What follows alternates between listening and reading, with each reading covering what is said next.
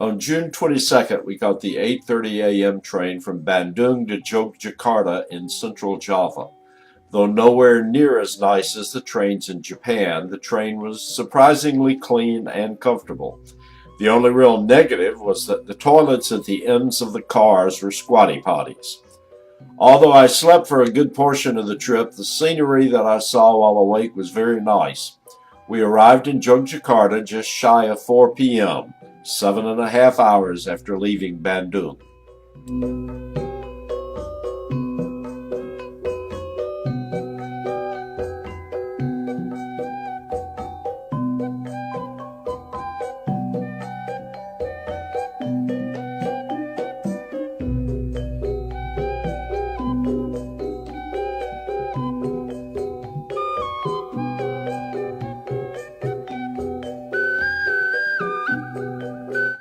While at dinner on our first night in Yogyakarta, a Muslim wedding reception was being held on the patio beneath where we were seated.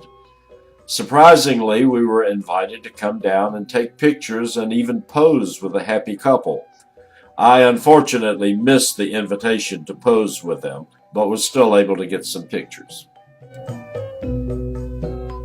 As bad as it might appear here, this shanty town on the opposite bank of the river from our hotel was luxurious compared to some areas. A Catholic priest took it upon himself several years ago to clean up the area and catalog the names of the inhabitants, providing them with actual addresses. He did this in love and in the name of Christ, not in the name of the Catholic Church. His love was unconditional and he didn't require conversion.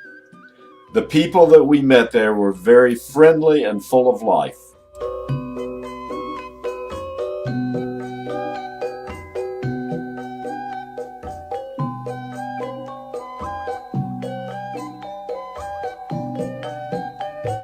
Sambasari is a 9th century Hindu temple accidentally discovered in July 1966 by a local farmer. His hoe hit the carved stone, which was a part of the buried temple ruins. The excavation and reconstruction works were completed in March 1987. The temple is thought to have been buried by ashes produced by an eruption of Mount Merapi, a nearby still active volcano. The yoni, just inside the temple entrance, is the symbol of the Hindu Divine Mother, the consort of the god Shiva, to whom this temple is dedicated. The word yoni literally translates as vagina.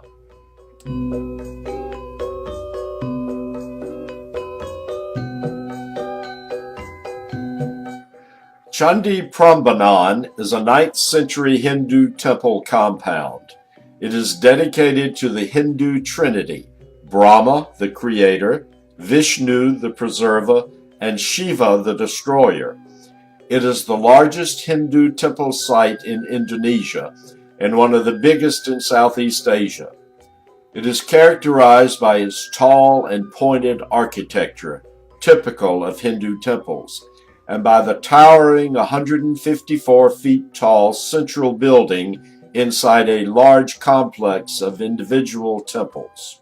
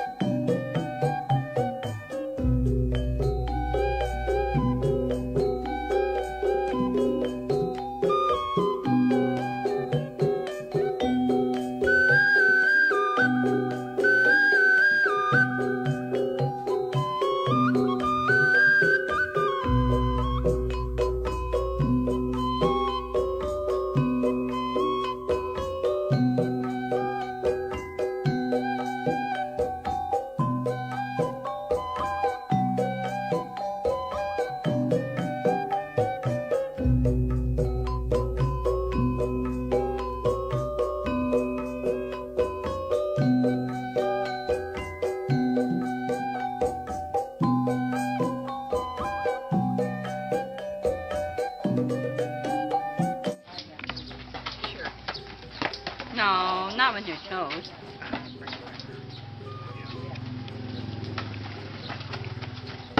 You gotta stop it. I'm right footed. You gotta trap it.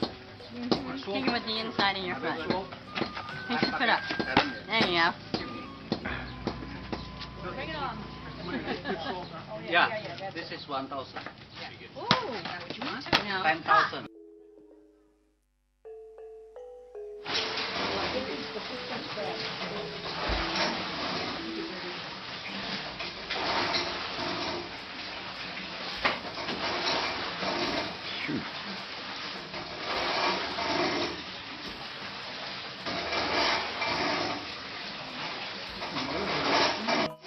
The soya,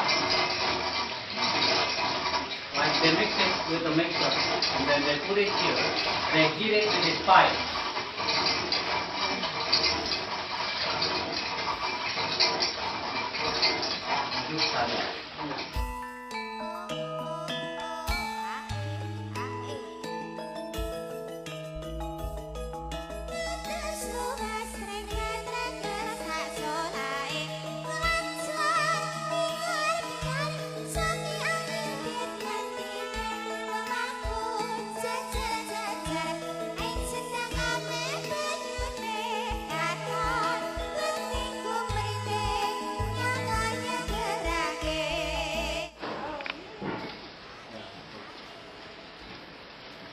Here, this is another good sample of the hemming. You see that the pattern is not repetitive.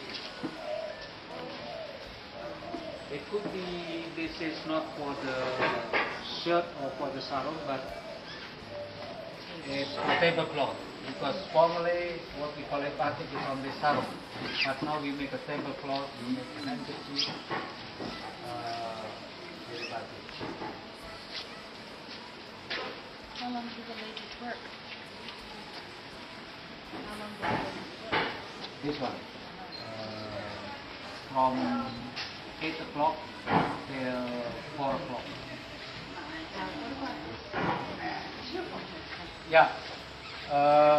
What she is doing here, remember that the function of the wax to protect the color. So in this case, she's willing to keep this color appear in the last process. That's why she covering with that wax. Because she needed, I think, She's protecting it. She doesn't want to this one, let's say, right after they dip it into certain color, they take the wax off. As you can see, there are many parts of it, it's still white. And in that part, she's trying to cover it or to put some more wax in it. So when those material will be dipped into the next color, where the wax is, it will stay the same.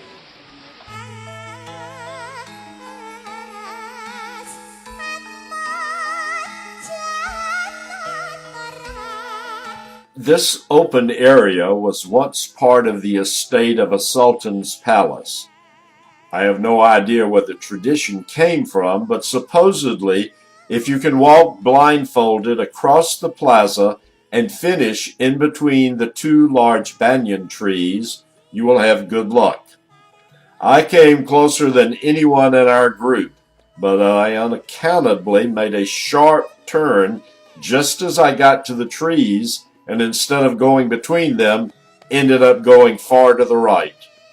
Most of the others never even made it to the trees.